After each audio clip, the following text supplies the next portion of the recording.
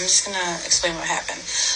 He was at the end of my street waiting for me and seen a car pull up in front of my house. It was for my neighbor, and he thought it was for me and thought it was a dude, and convinced himself that he's seen a guy come out of my house, which if you look on the porch, there's only his footsteps.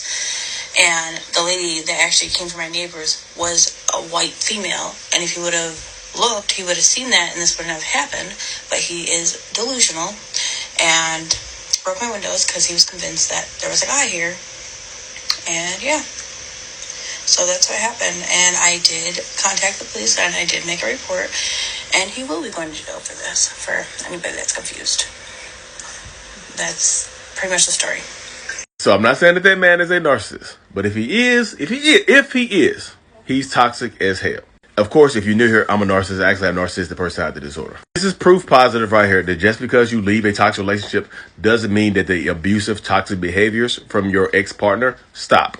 Sometimes after the relationship ends, the behaviors can actually amplify and get worse, i.e. him coming to her house, busting out the windows of her house and of her car because he thought he saw another dude there. He thought he saw another man there. He's stalking out her house, being weird as hell, being obsessive, and thinking that she belongs to him, like a lot of narcissistic and toxic people will do. I say this a lot of times, y'all, but narcissistic and toxic people think that you belong to them. They claim ownership over you and your body, your house, dominion over you. And even if they leave you for someone else, they cheat on you, have a baby by somebody else, do whatever, get married to somebody else, they won't allow you to move on sometimes.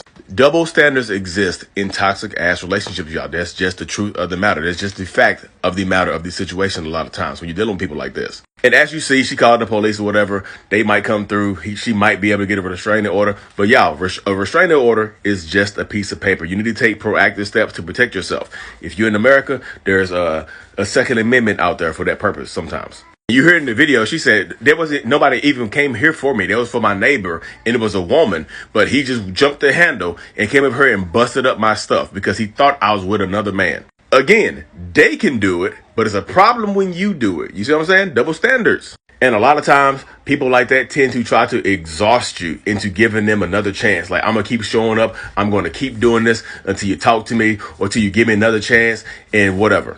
And does it work sometimes? Yeah, it works sometimes because you get tired of dealing with it. You get tired of having to think, look over your shoulder, wondering if they park down the street, watching your house and things like that.